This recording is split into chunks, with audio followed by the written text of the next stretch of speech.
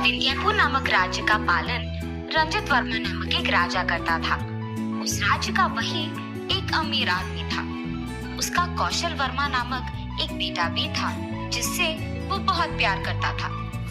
उस राज्य में पानी की समस्या थी, इसी कारण सभी पानी को बहुत दूर से लाते थे।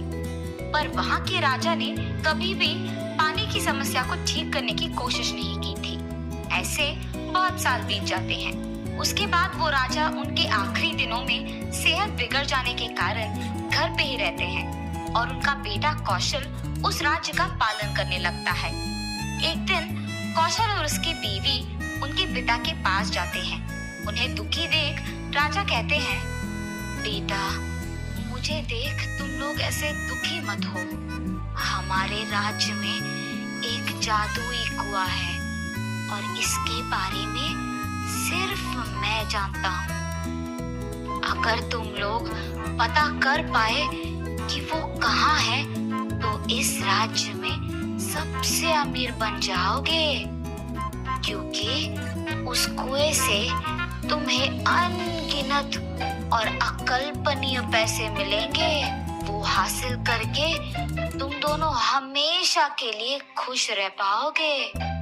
ठीक है पिताजी, आपके ही तरह मैं ये रहस्य किसी को नहीं बताऊंगा। ये कह के वहाँ से वो दोनों चले जाते हैं। उसके कुछ दिन बाद ही राजा रंजित वर्मा गुजर जाते हैं। एक दिन कौशल वर्मा और उसकी बीवी दोनों राजा के उस रहस्य के बारे में सोचने लगते हैं। पद्मा, वो जादुई कुआं कहाँ है ये हमें कैसे पता चलेगा? आपके पिता ने उसके बारे में किसी को इसीलिए नहीं बताया क्योंकि उन्हें सारा पैसा अपने लिए चाहिए था।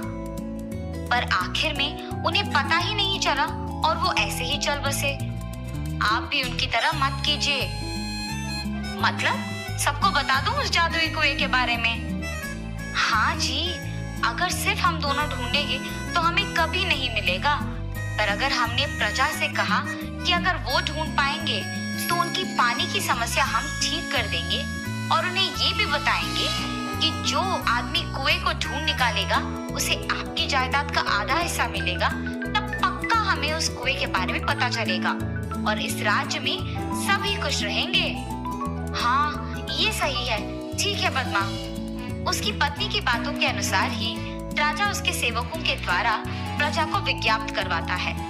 उस घोषणा को सुनते ही प्रजा उस कुएं को ढूंढने लग जाती है। उसी राज्य में सुरेश और प्रताप नामक दोस्त रहते थे। वो एक गांव से दूसरे गांव को बैलगाड़ी में लोगों को लेकर जाते थे। एक दिन वो दोनों पानी लेकर गांव वापस जा रहे थे। अरे प्रताप, क्या तुमने राजा की घोषणा सुनी है? नहीं सुरेश, क्या है वो? अरे ये कि हमारे गांव में एक जादुई कुआं है और जो उस कुएं को ढूंढ निकालता है उसे राजा के जायदाद का आधा हिस्सा मिलेगा। सुरेश, हर रोज ऐसे दूसरे गांव को जाना मुश्किल हो रहा है। अगर हम उस जादुई कुएं को ढूंढ पाएंगे तो हमें पानी के लिए ऐसे मेहनत करने की जरूरत नहीं पड़ेगा और हमारे साथ ही हमारे गांव वाले भी खुश रहेंगे। इसीलिए हमें उस कुएं को हर हाल में ढूंढना होगा। ये फैसला करके दोनों दोस्त उस जादुई कुएं को ढूंढने में लग जाते हैं। उनके बैलगाड़ी में पानी को ले जा रहे थे। सुरेश, कुछ दिनों के लिए एक ही जगह पर एक कुएं को खोद के उसमें पानी भर देंगे, तब हमें हर रोज ऐसे पानी के लिए दूर जाने की कोई जरूरत नहीं होगी। ऐसे हम एक दिन में उस कुएं को भर के उस भरे हुए पानी को खत्म होने तक उपयोग कर पाएंगे। ये एक अच्छा विचार है प्रताप। चलो हम तुरंत एक कुएं को खोदते हैं। ये फैसला करके दोनों उनके घर पहुंचकर वहीं पास में कुएं को खोदने लगते हैं। खोदते हुए उन्हें अचानक कुछ कठिन पत्थर जैसे मिलता है। सुरेश, ये देखो, यहाँ एक कठिन पत्थर जैसा कुछ है जो बीच में है। इसे निकालने के बाद ही हम और गहरा खोद पाएंगे। ठीक है प्रताप। जब वो दोनों उस पत्थर को निकालते हैं तो उन्हें जमीन के नीचे एक कुआं दिखाई देता है और उसे देख वो आश्चर्यचकित हो जाते हैं। प्रताप, ये देखो, इस पत्थर के नीचे तो एक कुआं है। हाँ, अरे हाँ, ये तो सच में एक कुआं है। जमीन के नीचे कुएं को देख मैं भी आश्चर्यचकित हूँ। और देखो, ये पानी दिखने में भी कितना साफ है। अब अब हमें कुएं को खोदने की कोई जरूरत नहीं है। हाँ हाँ, चलो देखते हैं कि उस कुएं का पानी पीने लायक है भी कि नहीं। ऐसे वो एक मटके को रस्सी से बांध के उसे कुएं में डालकर उसमें पानी भरते हैं और उस पानी को बाहर निकाल के दूसरे मटके में डालते हैं। उस पानी को पीने ही जाते हैं कि वहाँ पानी की जगह सोने को देख वो दोनों चौंक जाते हैं। अरे ये कौन सी माया है? पानी सोना कैसे बन गया? ये मुमकिन भी है? शायद यही वो जादुई कुआं है, इसीलिए यहाँ का पानी भी देखते हैं। चलो इस बार वो पानी को मटके से बाहर निकालकर उसे जमीन पे बहला देते हैं। जमीन पे पानी उनकी आंखों के ठीक सामने सोने में बदल जाता है। ये देख वो दोनों बहुत खुश होते हैं। ऐसे वो खुशी खुशी कुएं से पानी निकालकर उसे जमीन पे बहने देते हैं। सुरेश, ये वाकई जादुई कुआं है। हमने इस कुएं के लिए जमीन के ऊपर तो बहुत ढूंढा, लेकिन जमीन के नीचे नहीं ढूंढा। अगर हमने आज कुएं के लिए खोदा नहीं होता तो ये कुआं हमें शायद कभी नहीं मिलता। हाँ प्रताप, मेरे हाथ बहुत दर्द दे रहे हैं। आज के लिए इतना सोना काफी है। कल यहाँ से कुछ और सोना लेकर जाएंगे, ठीक है? ये क्या बात हुई सुरेश? हम इसके बारे में राजा को नहीं बताएंगे क्या? क्योंकि तब वो हमारे पानी की समस्या का हल निकालेंगे और सारी प्रजा खुश रहेगी।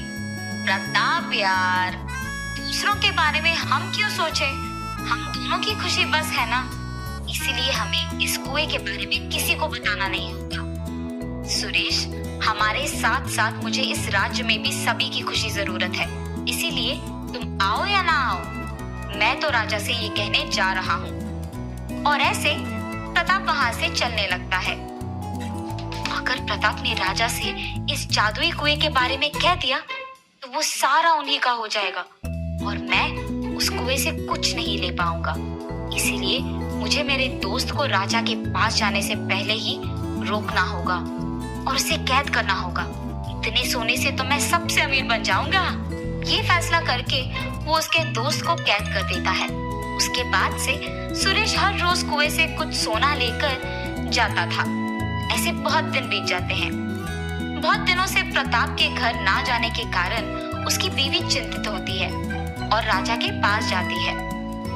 राजा जी, मेरे पति सुरेश के साथ बैलगाड़ी चलाते हैं। वो कुछ दिनों से घर नहीं लौटे हैं और मुझे सुरेश पे शक है। मुझे बहुत डर लग रहा है। माता, आप फिक्र ना कीजिए, मैं आपके पति को सही सलामत आपके पास लौटा दूंगा। आप हिम्मत से काम लीजिए। राजा के ऐसे कहने पर वो वहां से चले जाती है। सेवकों, सुरेश नामक आदमी का पता करके कुछ दिन उसका पीछा करो। जी प्रभु। राजा के आज्ञा के अनुसार ही सेवक सुरेश का पीछा करते हैं। एक दिन सुरेश रात के समय में उस जादुई कुएं के पास जाकर उसमें से पानी निकालकर उसे जमीन पे बहलाता है। पानी को सोने में बदलने के तुरंत बाद उसे वहां से लेकर जाता है। सेवक ये सब देख उसका पीछा करते हैं। सुरेश वो सोना लेकर उसके दोस्त के पास जाता है। ये देखो प्रताप, तुमने मुझे क्या करने पे मजबूर कर दिया। अगर तुमने मेरी बात मानी होती तो मेरे साथ तुम्हें भी ये सोना मिलता, लेकिन तुमने नहीं सुना और ये सारा सोना मेरा हो गया। ऐसे जब वो प्रताप से बात कर रहा था, उसके पीछे से राजा के सेवक आते हैं। प्रताप को मुक्त करके उन दोनों को राजा के पास ले जाकर उन्हें जो कुछ भी हुआ बताते हैं। सुरेश, ना ही तुमने मुझसे कुएं की बात छुपाई, बल्कि तुमने जिस आदमी को सच कहना था उसे भी कैद कर दिया। इसके लिए तुम्हें कड़ी से कड़ी सजा मिलेगी। और इतना ही नहीं, मैं तुम्हारे दोस्त को मेरे जायदाद का आधा हिस्सा दूंगा। प्रभु, मुझे आपकी जायदाद नहीं चाहिए, बस आप मेरे दोस्त को उसकी गलती के लिए माफ कर दीजिए। ठीक है, इस बार के लिए कर दूंगा और तुम्हें मेरे जायदाद का आधा हिस्सा भी दूंगा। राजा सुरेश को माफ करके उसका पूरा सोना हासिल कर लेते हैं। राजा के माफ करने के बावजूद सुरेश को बहुत दुख होता है कि उसका पूरा सोना चला गया। उसी दुख में वो वहां से चले जाता है और प्रताप को दिए हुए वचन के अनुसार उसे उनकी जायदाद का आधा हिस्सा देता है और वो वहां से खुशी खुशी चले जाता है।